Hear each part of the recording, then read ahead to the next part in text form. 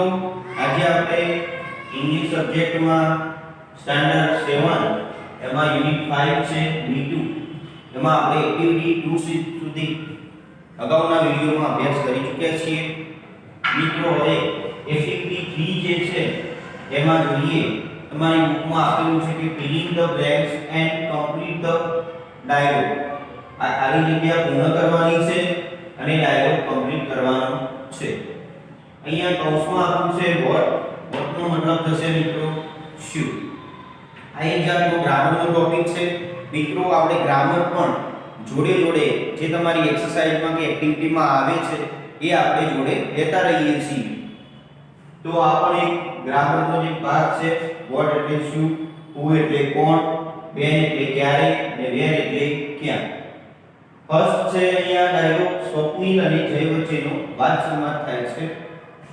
સ્વપ્નિલ અહીંયા છે blanks does your ગ્રાન્ડમા leave એ તારા ગ્રાન્ડમા છે ક્યાં રહે છે તો આપણે કોઈ સ્થળ બતાવવું હોય મિત્રો પ્લેસ બતાવવું હોય તો એના માટે આપણે વેર નો ઉપયોગ કરીએ છીએ તો સ્થળ બતાવવા માટે આપણે કોનો ઉપયોગ કરીશું મિત્રો એ સ્થળ બતાવવા માટે આપણે વેર નો ઉપયોગ કરીશું જ્યારે સમય બતાવવા માટે એનો ઉપયોગ કરીશું કોઈ વસ્તુ વિશે પૂછવું હશે તો વોટ માટે ઉપયોગ કરીશું કોઈ વ્યક્તિ વિશે પૂછવું છે કે કોણ એના અર્થમાં તો આપણે હુનો ઉપયોગ કરીશું તો મિત્રો અહીંયા આપણે જોઈએ કે સૌપ્રથમ એને ગ્રાન્ડમા વિશેનો પ્રશ્ન પૂછ્યો છે કે ક્યાં રહે છે તો સ્થળ બતાવવા માટે આપણે અહીંયા વેર નો ઉપયોગ કરેલો છે એ જોઈ શકીએ છીએ જયે કહ્યું સી લીવ્સ ઇન હિંમતનગર એ ક્યાં રહે છે હિંમતનગરમાં રહે છે આ પણ સી છે ત્રીજો પુરુષ એકવચન એટલે અહીંયા એસ લાગેલો છે સ્વપ્નિલ સિંહ બ્લેન્ક્સ ટેક કેર ઓફ હર કે એમની કાળજી કોણ લે છે એમની કોણ સંભાળ રાખે છે તો અહીંયા હુ કોણ વ્યક્તિ વિશે પૂછવાનું છે તો અહીંયા આપણે હુનો ઉપયોગ કર્યો છે કે હુ ટેક્સ કેર ઓફ હર જય સિંહ જય જવાબ આપે છે કે માય મમ્મી મારી મમ્મી બાય ધ વે અને ડુ યુ વોચ ટીવી અને એ સિવાય એમ કહેશું તું ટીવી જોવે છે અથવા જોઈએ છે તો અહીંયા આજે જય છે એ પ્રશ્ન પૂછે છે એટલે કે જવાબ આપે છે કે મારી મમ્મી જે છે એ એમની સંભાળ લે છે અને એ સિવાય તું એમ કે ટીવી જોતો હશે સ્વપ્નિલ સિંહ યસ સ્વપ્નિલ આગે છે જય સિંહ હવે જય છે અહીંયા જો નીચે ટાઈમ આપેલું છે આ બ્લેન્ક્સ છે એટલે કે ટૂંકમાં ખાલી જગ્યા છે અને નીચે ટાઈમ આપેલો છે એટલે અહીંયા આપણે એ ટાઈમ પણ જોઈ શકીએ છીએ કે ટાઈમ છે અહીંયા કે 8 pm લખેલું છે તો એટલા માટે અહીંયા આપણે બ્લેન્ક્સ જે છે એ શેનાથી પૂરીશું વેનથી પૂરીશું એ સમય જાણવા માટે શેનો ઉપયોગ થાય છે વેનનો થાય છે તો જય સી વેન પછી અહીંયા ક્વેશ્ચન માર્ક છે સ્વપ્નિલ 8 pm એવરી ડે કે દરરોજ 8 વાગે જય સી અહીંયા બ્લેન્ક્સ છે અને અહીંયા ટાઈમ લખેલો છે કે અહીંયા શેનો ઉપયોગ કરીશું આપણે વોટ નો ઉપયોગ કરીશું કે વોટ ટાઈમ કયો ટાઈમ છે સ્વપ્નિલ સિંહ ઇટ ઇઝ 10 am કે એ દરરોજ 8 વાગે જાય છે બરાબર એટલે કેમ જોઈએ છે અને કયો ટાઈમ છે સ્વપ્નિલ સિંહ ઇટ ઇઝ 10 am એટલે કે સવારના 10 વાગે એ ટાઈમ છે અને Jaysinh let's move for school એ ચાલો કે સ્કૂલનો ટાઈમ આપણો કેટલો છે 10 am નો છે કે સવારના 10 અને 10 વાગ્યાનો છે ચાલો આપણે હવે સ્કૂલ તરફ જઈએ તો આ રીતે મિત્રો આપણે વોટ શું વેર એટલે ક્યારે હુ એટલે કોણ અને વેર એટલે એ સ્થળ ક્યાં એ સ્થળ દર્શાવવા માટે આપણે આનો ઉપયોગ કરીએ છીએ મિત્રો હવે આપણે જોઈએ છીએ એક્ટિવિટી 4 એક્ટિવિટી 4 ની અંદર એ જોઈએ એ ની અંદર અહીંયા સૂચના આપેલી છે કે read the paragraph and complete the table paragraph વાંચવાનો છે અને ટેબલ પૂરું કરવાનું છે હવે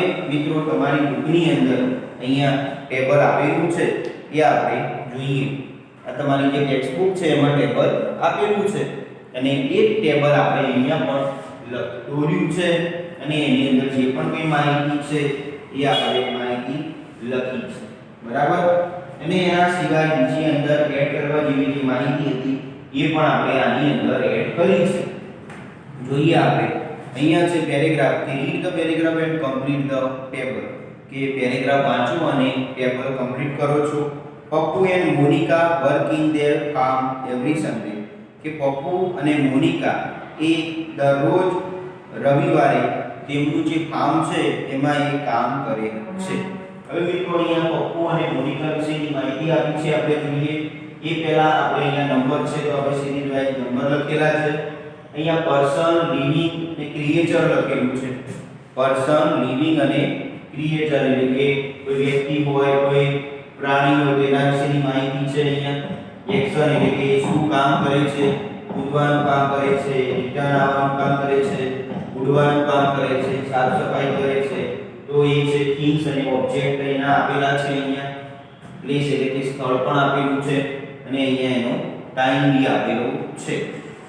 હવે અહીંયા હુ છે, અહીંયા તમારા કોષ્ટકમાં પણ આપેલું છે કે હુ, ડુ કે ડઝ એટલે કે કોણ છે. અહીંયા તો આ બધા વ્યક્તિના નામ છે. હુ એટલે કોણ, તો આ વ્યક્તિના નામ છે. ડુ ડઝ એનું કાર્ય બતાવ્યું છે.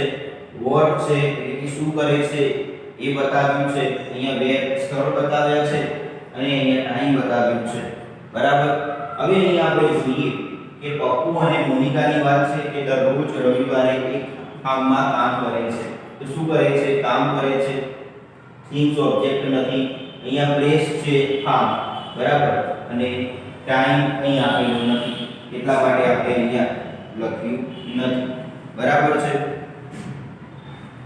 હવે અહીંયા આપણે જોઈએ મિત્રો કે આ જે વર્ક છે એ કામ કરે છે, ફાર્મમાં કામ કરે છે. હવે ક્યારે કામ કરે છે તો આપણે જનરલી જોઈએ છીએ કે એ ક્યારે કામ કરે છે તો એ આપણે જોતા હોઈએ છીએ કે અહીંયા ફર્સ્ટ લાઈન લખેલી છે કે એવરી સન્ડે એવું લખેલું છે એટલે આપણે અહીંયા શું લખીશું? Every Sunday. બરાબર. હવે બીજી લાઈન જોઈએ છે આપણે કે they water the plant and clean the flower bed. તેઓ પ્લાન્ટને વોટર એટલે કે પાણી આપે છે, કાર્ય કરે છે પાણી પાવાનું. કોણ? તો બંને જણા જે પપ્પુ અને મોનિકા છે એ પ્લાન્ટ્સ એટલે કે થિંગ્સ કઈ છે તો પ્લાન્ટ્સ આપણે અહીંયા લખ્યું છે મિત્રો. શું લખ્યું છે? પ્લાન્ટ્સ લખ્યું છે. બરાબર. અને સ્થળ બતાવ્યું નથી એવરી સન્ડે. એના પછી મિત્રો આપણે જોઈએ તો there are many trees, plants, they water the plants and clean the flower bed. અને flower bed છે એને શું કરે છે? ક્લીન કરે છે. તો અહીંયા આપણે જોઈએ કે they ક્લીન કરે છે. કામ શું કરે છે? ક્લીન. flower bed એટલે કે flower bed તો આપેલું છે ફાર્મ અને સ્થળ છે ક્યાં? તો ફાર્મની અંદર. અને એવરી સન્ડે એ પણ આપણે અહીંયા જોઈએ છે. એના પછી there are many trees in their farm કે એમના ફાર્મમાં ઘણા બધા વૃક્ષો છે. the birds live in the tree એટલે કે પક્ષીઓ છે એ વૃક્ષ પર રહે છે. હવે અહીંયા છે એ આપણે જોઈએ પછી Pappu and Monica love to watch the birds. Pappu અને મોનિકાને પક્ષીઓ જોવા ગમે છે. birds fly for food in the morning કે પક્ષીઓ સવારે પહેલી સવારે ઉડીને ક્યાં જાય છે? ખોરાક માટે જાય છે, ફૂડ માટે જાય છે. રિટર્ન ઇન ધ ઇવનિંગ ને ક્યારે પાછા ફરે છે? શું? સાંજે પાછા ફરે છે. તો અહીંયા બર્ડ્સ જે છે એ ભૂમિ અંદર બર્ડ્સ આવશે. એ શું કામ કરે છે? તો ઉડવાનું કામ કરે છે. અહીંયા કઈ થિંગ્સ નથી, પ્લેસ નથી. ક્યારે જાય છે? તો ટાઈમ છે અહીંયા મોર્નિંગમાં જાય છે. બરાબર. આ રીતે પ્રશ્ન પણ પૂછી શકીએ કે ક્યારે જાય છે? તો મોર્નિંગમાં. કયા સ્થળે જાય છે? તો અહીંયા ફાર્મ છે તો ફાર્મમાં. કઈ વસ્તુ છે? શું છે? અને અહીંયા શું કરે છે? તો એ કહી શકીએ છે કે ઉડે છે. કોણ ઉડે છે? તો પક્ષીઓ ઉડે છે. અહીંયા ફાઇવમાં છે બર્ડ્સ પાછા ફરે છે. ક્યારે પાછા ફરે છે? તો સાંજે. તો અહીંયા રિટર્ન પાછા ફરવાની ક્રિયા છે અને અહીંયા ક્યારે પાછા ફરે છે? ટાઈમ છે. તો અહીંયા પણ જે ટાઈમ છે ઇવનિંગ. બરાબર. હવે નેક્સ્ટ જોઈએ આપણે કે there are monkeys in the trees also એટલે કે વૃક્ષ પર મંકી પણ છે, વાંદરો છે. they jump from branch to branch એક ડાળીથી બીજી ડાળી ઉપર એ કૂદે છે. જનક કાકા પ્રોટેક્ટ્સ the farm from the monkey. અને આ જે જનક કાકા છે એ મંકી એટલે કે જે વાંદરાઓ છે એમને શું કરે છે, એ ખેતર વાંદરાઓથી ખેતરની પ્રોટેક્ટ એટલે કે રક્ષણ કરે છે, એને સાર સંભાળ રાખે છે, એને વાંદરાઓને અંદર ખેતરમાં આવવા દેતા નથી. He is a helper in the farm.